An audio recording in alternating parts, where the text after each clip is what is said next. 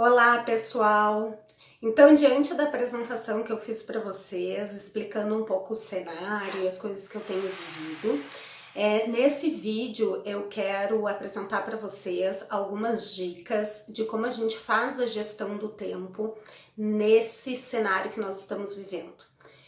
Gestão do tempo não é uma pauta específica do contexto de pandemia, nem do trabalho em home office, mas ele é um desafio fazer a gestão do tempo da maneira que nós estamos vivendo e com o impacto de todas as questões emocionais que estão envolvidas num cenário de não normalidade, de risco, de ansiedade, de medo e de uma série de outros sentimentos que ficam juntos com essa necessidade de organização do trabalho e da vida. A gestão do tempo tem sido uma demanda muito grande desde o início da pandemia, né? Por parte das pessoas, e na medida do possível eu tenho tentado auxiliar o maior número de pessoas para fazer essa gestão do tempo e conseguir acalmar e desacelerar. É muito difícil a gente controlar a ansiedade num contexto em que o trabalho está nos demandando muito mais do que demandava antes, em que a gente não consegue delimitar de forma clara qual é o momento de lazer, qual é o momento que eu cuido da minha casa, qual é o momento que eu estou com a minha família e qual é o momento que eu estou trabalhando. Quando a gente está nessa modalidade, trabalhando online praticamente o tempo inteiro, e essa é a maior demanda de trabalho, nós não temos claros os limites que nos ajudam a separar os momentos da vida como acontece num contexto de normalidade. Então vamos imaginar uma rotina normal de uma pessoa que sai para trabalhar, de um profissional que vai para a escola, ou no caso de vocês que têm a carga horária na escola. Vamos supor que eu trabalho numa escola no turno da manhã e da tarde. Bom, o horário que eu vou acordar, isso é gestão do tempo. O horário que eu vou acordar até o horário que eu vou sair de casa é a minha gestão. É quanto tempo eu preciso para tomar o café, quanto tempo eu preciso para me arrumar, e isso vai variar de pessoa para pessoa. Bom, aí eu tenho um marcador que é externo, que é o horário em que eu entro na instituição onde eu trabalho e começo a cumprir a minha carga horária de trabalho. O que a gente sabe que na prática também não é tão rígido assim, porque não raras vezes nós ficamos além do tempo, ficamos no horário do almoço e acabamos também extrapolando a carga horária por uma demanda ou outra de trabalho. O fato é que agora nós estamos vivendo com tudo junto, misturado, tudo ao mesmo tempo, e essas marcações externas de espaço físico, de cumprimento de horário, elas estão diluídas na nossa rotina. Então, em casa, marcar qual é o horário do café, o horário de se arrumar e o horário que inicia oficialmente o horário de trabalho é muito complicado. Se nós temos filhos, por exemplo, isso se torna um pouquinho mais complicado, porque os nossos filhos também têm um início de rotina que acontece dentro de casa junto conosco, não separado. Então, uma coisa é eu largo os meus filhos na escola e entro no meu trabalho e começo a trabalhar. Isso está desconectado. Então eu me foco no trabalho. Quando eu chego em casa, eu sei que eu vou ter que dar conta lá da arrumação da casa, de fazer algumas atividades domésticas, talvez uma janta, auxiliar nas atividades extras da escola, talvez um momento de televisão, um momento de lazer, mas agora talvez a televisão esteja ligada o tempo inteiro. E mesmo assim, eu estou trabalhando. Então, essas marcações externas que ajudam a gente a se organizar no tempo e nos espaços, ela não existe. O que internamente isso causa? Às vezes a ansiedade pode aumentar por conta de tudo estar misturado. E aí quando nós chegamos no fim do dia, a gente não tem nem a sensação de que cumpriu de fato o seu horário de trabalho, que cumprimos o nosso horário de trabalho, nem temos a sensação de que tivemos momentos de lazer, nem temos a sensação de que cumprimos com as atividades de casa. Isso não é raro de acontecer, isso tem acontecido com várias pessoas. Eu tenho recebido relatos diários de muitas pessoas que ficam nessa angústia de saber de fato se trabalhou tudo o que precisava, ou com a sensação de que trabalhou 24 horas por dia, não fez mais nada e mesmo assim se sente sem ter dado conta do trabalho. Então, na prática, como é que a gente pode organizar isso? Claro que existe um período, né, gente, de acomodação, de se adaptar, de ir estabelecendo esses limites mesmo dentro de casa. Mas isso não é um processo fácil e não acontece do dia para a noite. Depois desses 3 meses, há pessoas que me relatam que estão num nível de sofrimento maior ainda, e há pessoas que me relatam que estão conseguindo já organizar a sua rotina e as coisas estão um pouquinho mais tranquilas. Em relação ao nosso trabalho especificamente, tá? Ajuda muito ter listas de tarefas para dar conta no dia. Isso é o primeiro ponto. Ter uma lista de tarefas claras, o que é preciso fazer, quais são as minhas demandas de trabalho hoje. E estabelecer um fluxo de rotina. Por exemplo, vocês têm que olhar os planejamentos dos professores. Qual é o dia que os professores vão entregar os planejamentos para serem revisados? Quantas horas vocês precisam para revisar os planejamentos? Em que dia da semana vocês vão fazer isso? Em que turno vocês vão fazer isso? Isso tem que estar organizado, tem que ter um fluxo. Se eu recebo o planejamento a semana toda, o tempo todo e a qualquer horário, isso vai dificultar bastante essa organização. Porque aí a gente tem demanda entrando na rotina e não um planejamento daquilo que eu tenho que fazer na segunda, na terça e na quarta. Isso quer dizer que nunca vai entrar demanda extra? Não, vai entrar. Ah, vai acontecer da gente não dar conta? Vai, a gente vai passar para o outro dia. Mas a gente consegue visualizar e ter um pouco de controle sobre essa rotina. Existe uma parte que é sim uma demanda extra de trabalho por um cenário caótico que nós estamos vivendo. Então, até as coisas entrarem nos eixos, é natural que a gente tenha que trabalhar um pouco mais. Isso é natural, e também da nossa entrega e da nossa responsabilidade, mas isso não pode virar uma regra. E aqui eu não estou falando de uma questão trabalhista, porque ela vale também. Nós temos uma carga horária de trabalho, né? E o ideal é que a gente consiga executar as nossas tarefas dentro da nossa carga horária de trabalho, e não precisando trabalhar 3 vezes mais.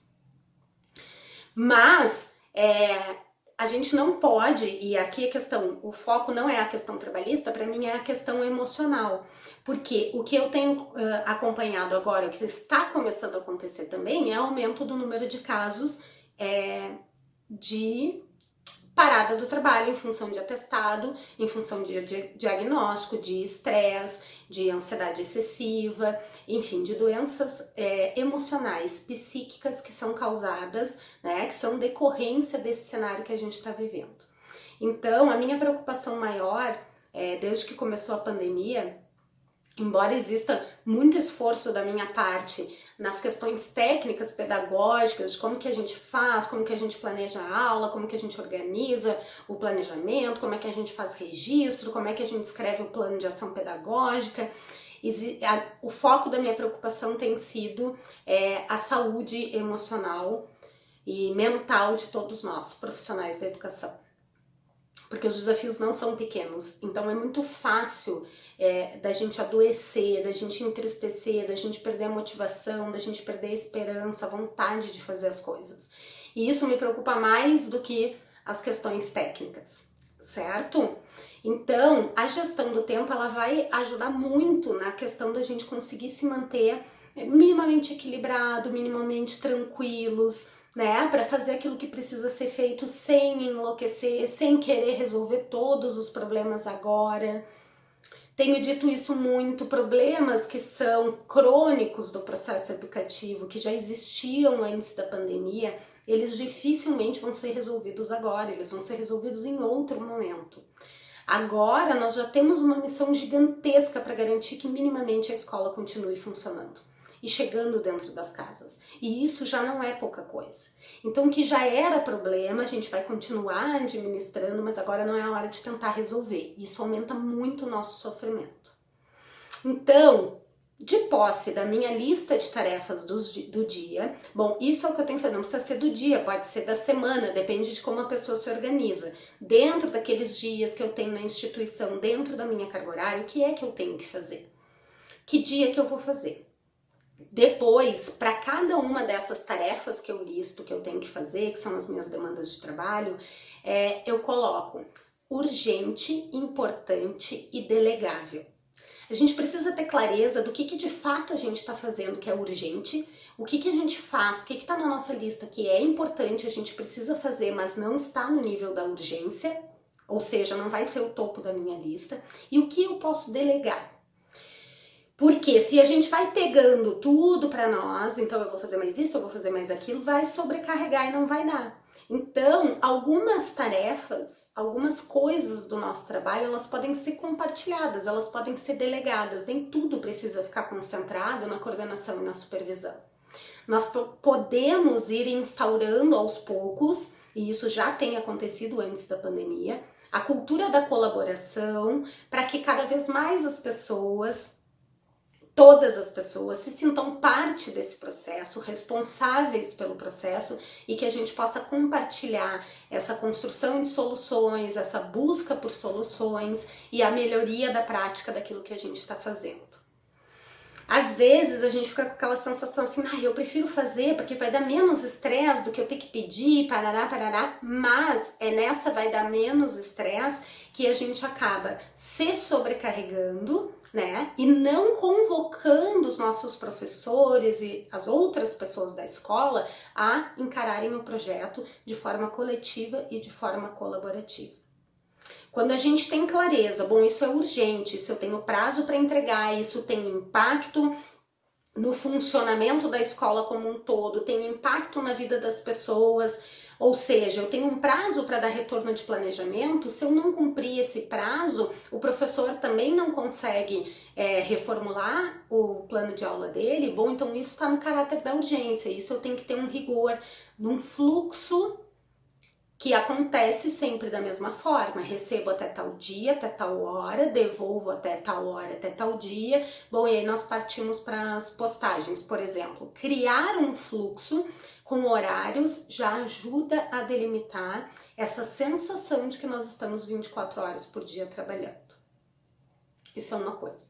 A outra coisa é educar as pessoas para a comunicação virtual, para o trabalho em home office. Porque o que acontece? Esses limites no digital, nas redes sociais, eles não existem.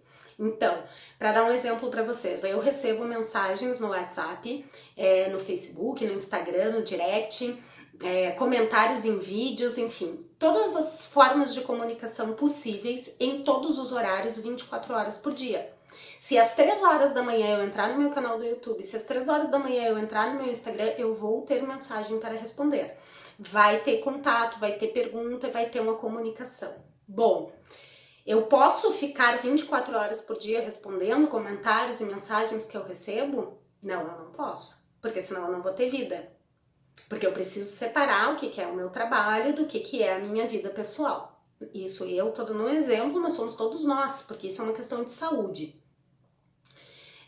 De mínimo de conforto na vida, de organização na vida. Eu não posso. Eu posso receber 24 horas por dia? Posso, porque eu estou nas redes sociais e talvez o horário que a pessoa esteja assistindo o meu vídeo seja às 3 horas da manhã, ela vai sentir vontade de me mandar uma mensagem, ela vai mandar e ela pode fazer isso porque essa comunicação prevê, né? Nós não fechamos os nossos canais de comunicação virtual como fecha um estabelecimento físico.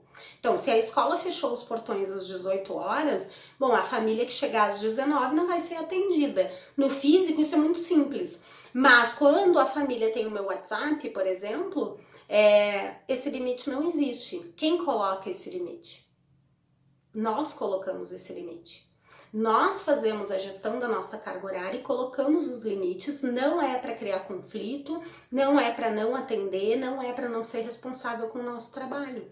Nós colocamos esse limite para educar as pessoas, para que elas entendam qual é o nosso horário de trabalho.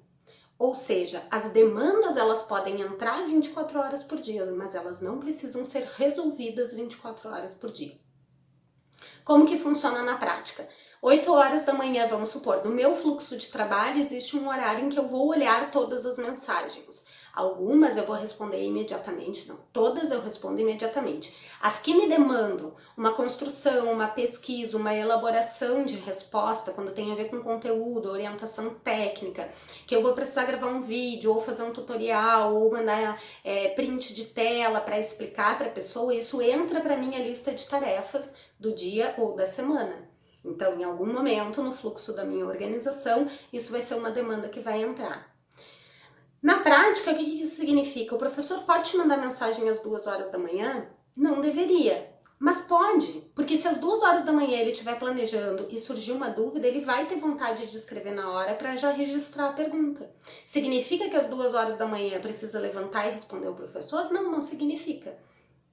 Significa que quando iniciar o horário de trabalho, todas as mensagens recebidas, seja de familiares, seja de professores, seja enfim, de quem for, vão ser colocadas na lista de tarefa. Bom, isso é urgente, eu vou ter que responder, isso é importante, vai ficar aqui em algum momento do tempo, eu vou alocar essa tarefa aqui. Bom, isso aqui não sou eu que preciso responder, eu posso delegar para outra pessoa, ou eu posso passar para o próprio professor, e aí eu vou fazendo a gestão disso para que a coisa não fique pesada demais.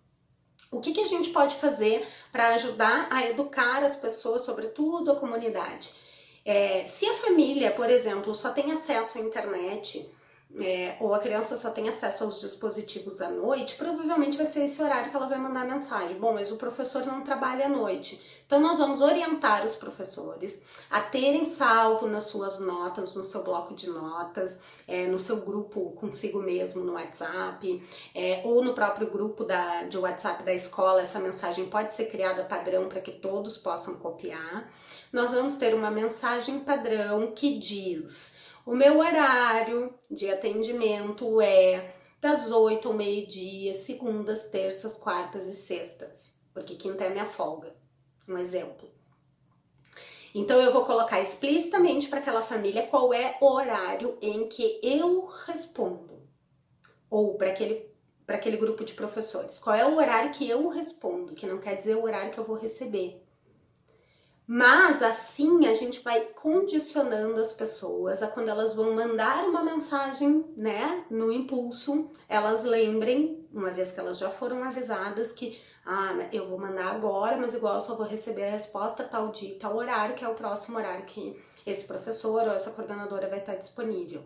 E isso pode ser feito de uma maneira muito amorosa, a mensagem pode ser amorosa, pode ser muito educada, não tem nada de errado, mas a gente vai educando como as coisas funcionam, né, no virtual, para que a gente não se sinta sobrecarregado.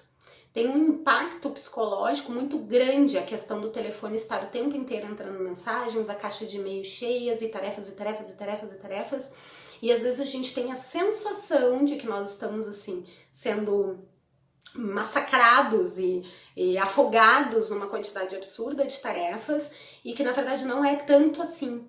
Que é uma sensação, porque parte das mensagens que vêm, elas não são de fato demandas grandes de trabalho, são coisas que a gente pode responder no fluxo, com agilidade, com rapidez e tudo certo.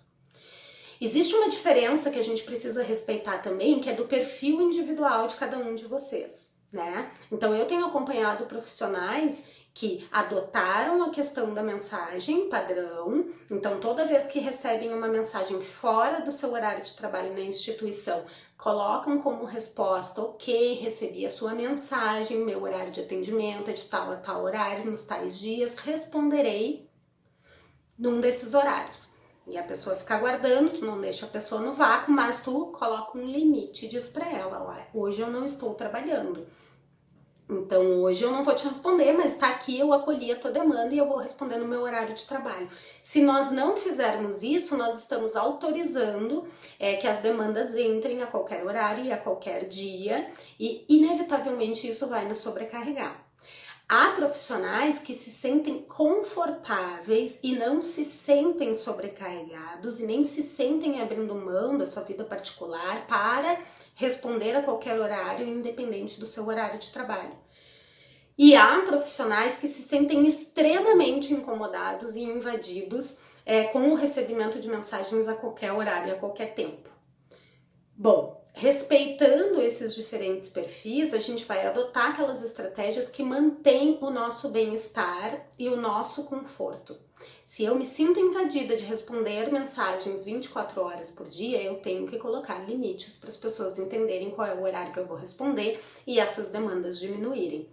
As pessoas que nos demandam, os professores que demandam vocês, as famílias que demandam vocês, não vão fazer isso sozinhos. Não dá para esperar isso, não, ele vai ter o bom senso, vai parar de me mandar mensagem às 23 todos os dias. Não vai. Enquanto nós estivermos respondendo, as mensagens continuarão entrando no horário que a pessoa quiser. Então, nós colocamos esse limite para manter a nossa saúde emocional e o nosso equilíbrio. Se para mim incomoda demais o telefone estar entrando mensagens no horário que não é o meu horário de trabalho, eu vou estabelecer estratégias para colocar esse limite. Se para mim tá tudo bem, eu consigo, eu dou conta das minhas coisas e faço isso ao mesmo tempo e não me sinto desconfortável, não me sinto invadida, não tem impacto no meu bem-estar, eu não acho que estou deixando de fazer outras coisas, não está impactando nas minhas relações familiares, ok também. Nesse momento a gente não vai conseguir ser super rígido em relação a isso, mas o importante é que a gente fique bem, respeitando a nossa carga horária de trabalho, o nosso horário de trabalho e ajudando as pessoas a respeitar também. O importante aqui que eu quero dizer para vocês é que se nós não respeitamos o nosso trabalho, o horário do nosso trabalho, os outros não vão respeitar.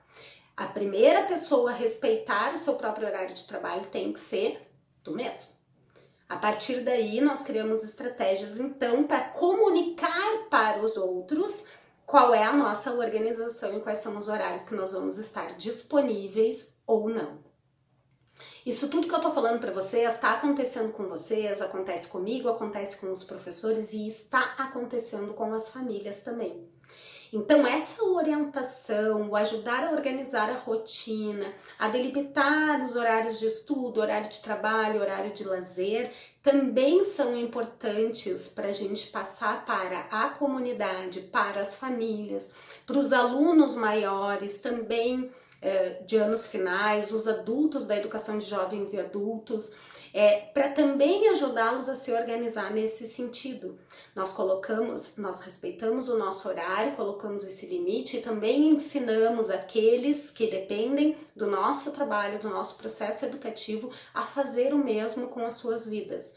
Para a gente trabalhar nessa rede em que todo mundo fica bem, nessa rede em que todo mundo consegue se organizar, que as pessoas estão se preservando e não enlouquecendo, não pirando, não surtando, não desistindo de tudo. Dentro das casas, às vezes é isso que está acontecendo. Desisto, não consigo dar conta, isso está muito enlouquecedor, eu tenho que brigar com a criança o tempo inteiro, eu tenho que brigar com meu filho o tempo inteiro, isso é um estresse, está gerando mais um problema dentro da minha casa. Então, assim, não é assim que é para ser, né? Não é isso que nós queremos ser dentro das casas, né? A ideia de que a escola chegue em todas as casas deve partir da premissa que chegue como solução, né? Como continuidade das aprendizagens, como vínculo com a escola, como algo positivo, algo que ajuda as famílias a se organizarem, que ajuda os alunos a se manterem engajados e não como mais um problema no meio do caos para ser dado conta.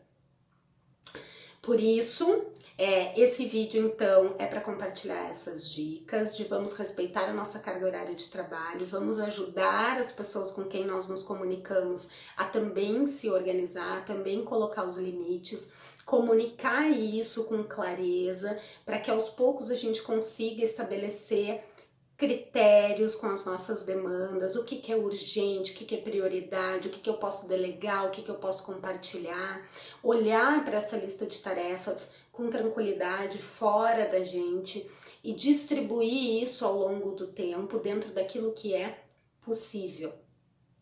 Aquilo que nós temos prazo, aquilo que impacta na vida do outro, é sempre uma prioridade, é sempre uma urgência dentro do nosso trabalho e depois nós vamos dando conta na medida da possibilidade.